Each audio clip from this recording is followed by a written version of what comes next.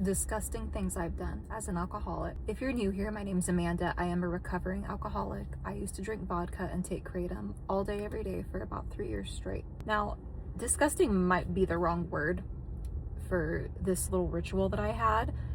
Maybe pathetic would be a better term. I say disgusting because it disgusts me just to look back on it, how unaware I was, how envious, jealous, ungrateful, all the qualities in myself that I still recognize that I don't like. When I was in active alcoholism, I used to go on walks.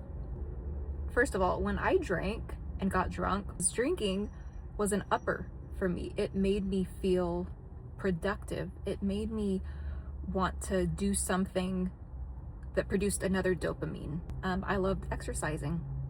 I loved cleaning, organizing, building things. I loved being creative. I loved cooking. I loved doing anything productive. I didn't like just sitting there doing nothing or I hated laying down. So anyway, I would go on these walks, and the purpose of these walks, I would go inside of this neighborhood that was directly across the street from me. And the reason I chose that route is because I liked, especially during the holidays, to look at all of these people's decorations, like the Christmas lights for their house. And these were really nice homes, really big. A lot of them had huge windows that would allow you to see like directly into a person's home.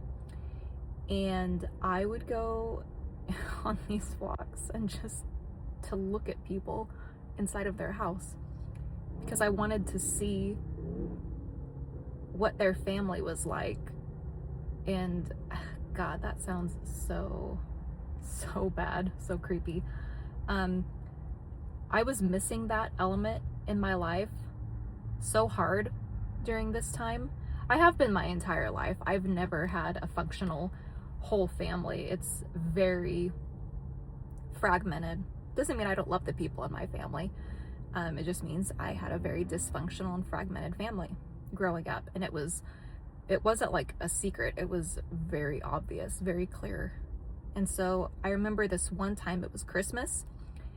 Actually, I think it was a day after Christmas, and it was raining, and I loved going when it was raining. I remember seeing this family, huge family, and they were all gathered at this kitchen table.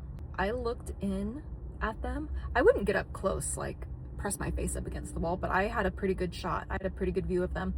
And I watched all of them sit down and have dinner together. I stayed there for about 3 to 5 minutes. And I stared at this family through the window and just sobbed.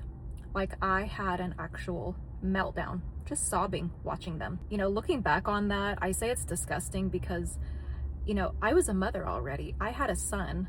I did have some people and some family in my life, but I still convinced myself that it wasn't good enough, that I was entitled to more. I wanted more. I wanted the white picket fence family. I wanted the picture perfect family. And I still struggle with that. I still struggle with ungratefulness, wishing that my life was better, that my situation was better, that I had more money, that I had a bigger house, even though I had just bought my own house last year that I was just like praying my brains out for. So, a really hard part of my sobriety is maintaining an attitude of gratitude.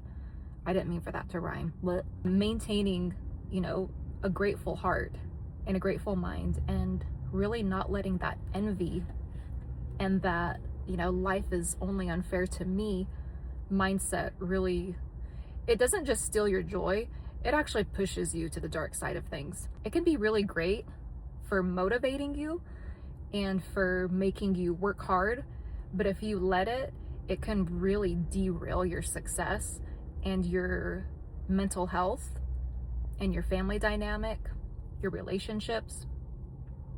Comparing is inevitable. Everyone compares. But that was something I really did in my active addiction. And looking back, I can see that it only nursed all of my mental issues that kept me drinking and kept me using.